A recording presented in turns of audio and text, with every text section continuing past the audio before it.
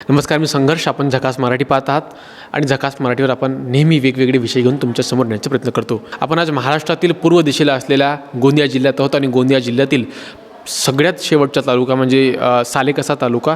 ह्या ठिकाणी सालेकसा तालुक्यावरून अगदी 15 किलोमीटरवर छत्तीसगड राज्य आणि मध्य प्रदेश राज्यांची ह्या ठिकाणी सीमा आहे. 2 राज्ये ह्या तालुक्याला जोडून आहेत आणि एकंदरीत सालेकसा हे जे निसर्गरम्य आणि निसर्गाचा वैभव असलेला हा तालुका आहे आणि त्यातही सालेकसा नगरपंचायतीची हे यावर्षी जी निवडणूक आहे ती खूप महत्त्वाची ठरणार आहे. नेमकं ह्या निवडणुकीमध्ये लोकांचे काय मुद्दे राहणार आहेत आपण तुम्हाला दाखवण्याचा प्रयत्न केला. आज आम्ही सालेकसा नगरपंचायतीमध्ये भारतीय जनता पक्षाचे अधिकृत उमेदवार डॉक्टर राजेंद्र बडोले सर यांच्याशी आज आपण भेट करणार आहोत. त्यांच्याशी आपण त्यांचे मुद्दे काय राहणार आहेत आणि एकंदरीत सर्वसामान्य लोक त्यांना का बरं निवडून द्यावे, त्यांच्याकडं काय रोडमॅप, काय विजन त्यांच्याकडे सालेकसाच्या विकासासाठी आहे, आज आपण त्यांच्याकडून जाणून घेणार आहोत. आमच्यासोबत स्वतः राजेंद्र बडोले सर आहेत. डॉक्टर साहेब, स्वागत आहे आपलं झकास मराठीवर. बरं, काय धन्यवाद.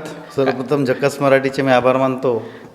सर, काय सांगाल, आपण भारतीय जनता पक्षाचे अधिकृत उमेदवार आहात, तुम्ही सतत जनतेमध्ये जात आहात, जनतेचा कौल कसा आहे आणि नेमकी कोणत्या मुद्द्यांवर आपण ही निवडणूक लढत आहात?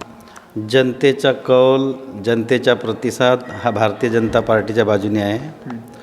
आम्ही नगरपंचायत सालेकसाच्या निवडणुकीला सामोरे जात असताना आम्ही जे स्थानिक मुद्दे आहेत त्या मुद्द्यांवर ही निवडणूक लढवत आहोत. सर्वप्रथम आम्हाला आहे सर्वांच्या घरापर्यंत नळ आणि शुद्ध पिण्याचे पाणी कसे पोहोचवता येईल हा आमचा नियोजन आहे.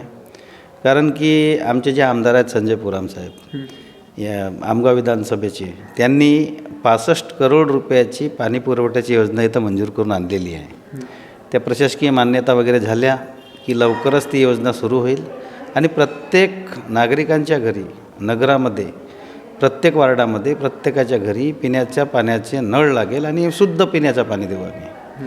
त्याचबरोबर ही निवडणूक लढत असताना आम्ही सर्वप्रथम जी आपली भावी पिढी आहे, मग 3 वर्षापासूनचे जे मुलं आहेत त्यांना अंगणवाड्यामध्ये कसं शिक्षण मिळेल, अंगणवाड्या नवीन इमारती कशा तयार करता येतील, अंगणवाड्यांची रंगरंगोटी आणि त्यांना हसत खेळता यावं, खेळणीसह आणि आनंददायी पद्धतीने शिक्षण, ही सुद्धा अंगणवाडीवाल्यांना आम्ही शिक्षण देऊ विद्यार्थ्यांना. त्याचप्रमाणे ज्या आमच्या नगरपंचायत क्षेत्रामध्ये शाळा आहेत, ह्या शाळांच्या इमारती अतिशय मोडकळीस आलेल्या आहेत. काही इमारतीमध्ये पाणी गळतो. सर्वप्रथम नवीन इमारती तयार करणे, नवीन इमारती तयार करून त्याच्या प्रत्येक इमारती शाळेमध्ये 1 ते 8वी वर्गापर्यंत त्यांना मोफत आणि सक्तीचे शिक्षण जे आहे ते सक्तीचे शिक्षण मोफत देणे. त्याच इंग्रजी माध्यमाची सुविधा विद्यार्थ्यांना कशी देता येईल ते पण आम्ही सुरू करू. आणि स्मार्ट क्लासेस, प्रशिक्षित आणि उच्च शिक्षित अनुभवी शिक्षकांची भरती करू. ह्या ज्या शाळा आमच्या सुरू आहेत सध्या, ह्या जिल्हा परिषदेच्या अंतर्गत आहेत. जिल्हा परिषदेमार्फत त्या शाळांकडे लक्ष दिलं जात नाही. त्या आम्ही नगरपंचायतला हस्तांतरित करून घेऊ आणि नगरपंचायतच्या माध्यमातून त्यांचा विकास करू, डेव्हलपमेंट करू. लोकांचं म्हणणं आहे की पावसाळ्याच्या दिवसामध्ये या ठिकाणी पाणी साचतो आणि ड्रेनेज सिस्टम पूर्णपणे फेल आहे. आपण कशा पद्धतीने यावर काम करणार आहात, काय सोल्युशन? काही ठिकाणी सकल भाग आहे, तिथं निश्चितच पाणी साचतो. परंतु रोडमॅप आणि ड्रेनेज नालीच्या लेवल घेऊन तो पाणी बाहेर कसा निघेल आणि गावाच्या बाहेर तलावामध्ये, नदीमध्ये, नाल्यामध्ये कसा जाईल याचं आपण म्हणजे पूर्ण नियोजन करू. त्याचप्रमाणे गटर लाईन जी आहे, म्हणजे आपला वेस्टेज पाणी आहे, मग घाण पाणी आहे, आपला शौचालयाचं जे पाणी आहे, इथं अजूनही भूमिगत गटर लाईन नाही आहे. ते आम्ही गटर लाईन तयार करू. म्हणजे ह्या रस्त्यावर जो पाणी साचणार आहे, नाल्यामध्ये डबक्यामध्ये पाणी साचणार आहे, तो साचणार नाही. आणि ज्या नाल्या आहेत पाणी वाहून नेणार आहे, सांडपाणी, त्यांच्यावरती झाकण लावू आणि त्याचा मजबूतीकरण करू. बरं, बडोले साहेब, ह्या ठिकाणी सालेकसा जो आहे हा काँग्रेसचा बालेकिल्ला आहे म्हणून ह्या तालुक्याची ओळख आहे जिल्ह्यामध्ये आणि कुठेतरी तुमच्याच विरोधामध्ये विजय फुंडे म्हणून उमेदवार भारतीय राष्ट्रीय काँग्रेसचे आहेत. त्यांच्याशी आपण बोललो. त्यांचे म्हणाले की भ्रष्टाचाराचा सुद्धा मुद्दा राहणार आहे. गेल्या सरकारमध्ये भ्रष्टाचार मोठ्या प्रमाणात झाला आणि तो सगळे त्यांनी आरोप प्रत्यारोप भारतीय जनता पक्षावर केले आहेत. ते कशात हा बालेकिल्ला जो आहे तो आपण भेदून काढणार आहात, तुमच्याकरिता काय सिच्युएशन आहे? भ्रष्टाचार कुठे झाला त्यांनी सिद्ध करावं.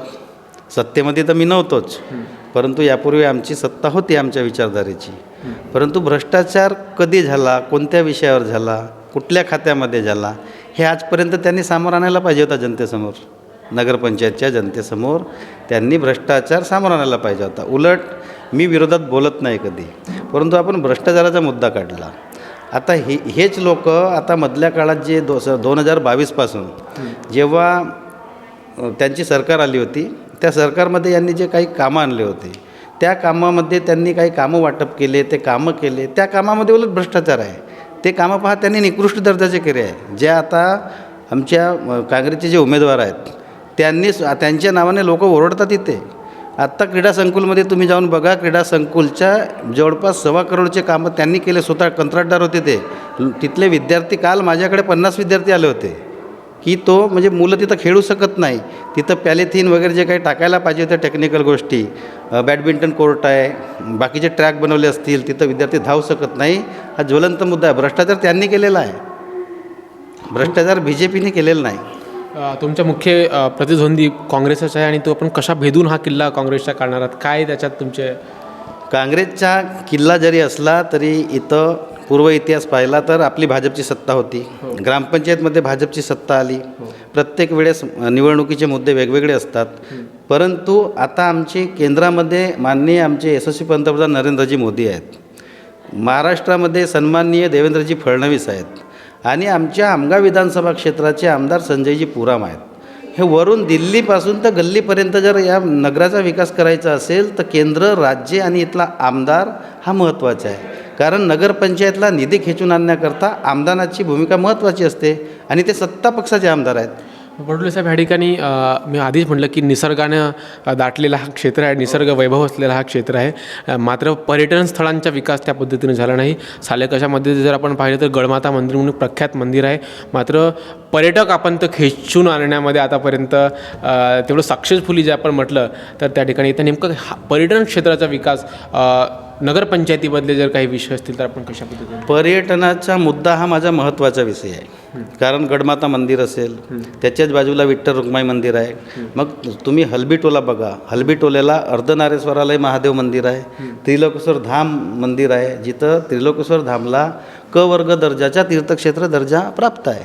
आणि त्या हलबीटोल्याला गोंदिया जिल्ह्यातूनच नव्हे तर महाराष्ट्रातील बरेच लोक इथं येतात. कारण की सालेकशा तालुक्याला हाजरा फाल आहे आणि कचारगड आहे. डोंगरगडला लोक ह्याच रस्त्याने पारिकोपार लिंगो मातेचं मंदिर आहे. तिथं वर्षातून एकदा आदिवासी समाज संपूर्ण देशामधून 5 ते 7 लाख येत असतो. आणि हाच रस्ता डोंगरगडला सुद्धा जातो महाबमलेश्वरचे दर्शन घ्यायला. तर याच्याकरता पर्यटनाच्या दृष्टीने आणि सौंदर्यीकरणाच्या दृष्टीने आपल्या ह्या दरेकशा रोडवरच सालेकशा नगरपंचायतमध्ये शारदा मंदिर आहे, वाकड कसा म्हणतात त्याला. आणि तो ढासगड म्हणजे इथला पाणी आहे जो आपला डॅमचा, तो पाणी ढासगड नाल्याला आपण तिथं जांभळीला जाण्याकरता जो रस्ता आहे, जांभळीला जाण्याकरता अजून सुविधा नाही झाली. जांभळीला जाण्याकरता पुलाची अत्यंत महत्त्वाची गरज आहे. आणि तिथून विद्यार्थ्यांना पावसाळ्यामध्ये 10 किलोमीटरचा फेरा मारून जावा लागतो. सर्वप्रथम माझा अजेंडा तो आहे की जांभळीला जाणारा वाकडकसा नदीवरील पुलिया बनवणे, तिथून विद्यार्थी गावकरी लोक बाजारपेठेला येतील, दळणवळण सुरू होईल. मग तिथं आपण बंधारा म्हणजे पुलियाचं काम करू. पुलिया आणि बंधारा असला तर तिथं पर्यटनाच्या दृष्टीनं त्या ढासगड नाल्यामध्ये 5 ते 7 किलोमीटरची तिथे थोप राहते पाण्याची. आत्ता आपण जाऊन बघलं, तिथं पाहिलं आपण तर पाणी राहतं, तिथं आपण बोटिंग व्यवसाय करू शकतो. त्याचप्रमाणे हलबीटोल्याचा मोठा तलाव आहे, त्या तलावात सुद्धा बोटिंगचा व्यवसाय चालू शकतो. किती स्वस्त आहात आपण 3 तारखेसाठी? मी एकदम खुशीत आहे आणि मस्त मजेत आहे. 3 तारखेला विजय भारतीय जनता पक्षाचा होणार. मी अध्यक्षपदी विराजमान होणार, मला एवढी आशा आहे. आणि आमचे 17चे 17 वार्ड मेंबर निवडून येतील एवढीसुद्धा आमची आशा आहे, नाही अपेक्षा आहे. खूप खूप धन्यवाद बडोले साहेब आमच्याकरिता वेळ काढल्याबद्दल. तर ते सालेकसा नगरपंचायतीचे भारतीय जनता पक्षाचे अधिकृत उमेदवार डॉक्टर राजेंद्र बडोले सर. खरं तर कोणत्या मुद्द्यांवर ही निवडणूक लढत आहेत, यांच्या विकासाचे काय मुद्दे, काय विजन यांचे आहे आणि एकंदरीत सालेकसा ही जी नगरपंचायतीची निवडणूक आहे कोणत्या मुद्द्यांवरती लढत आहेत यांनी स्पष्टपणे सांगितलं. आपण झकास मराठी पाहत आहात, ही व्हिडिओ शेवटपर्यंत पाहिली त्याबद्दल सर्व प्रेक्षकांच्या सुद्धा मनापासून आभार. खूप खूप धन्यवाद.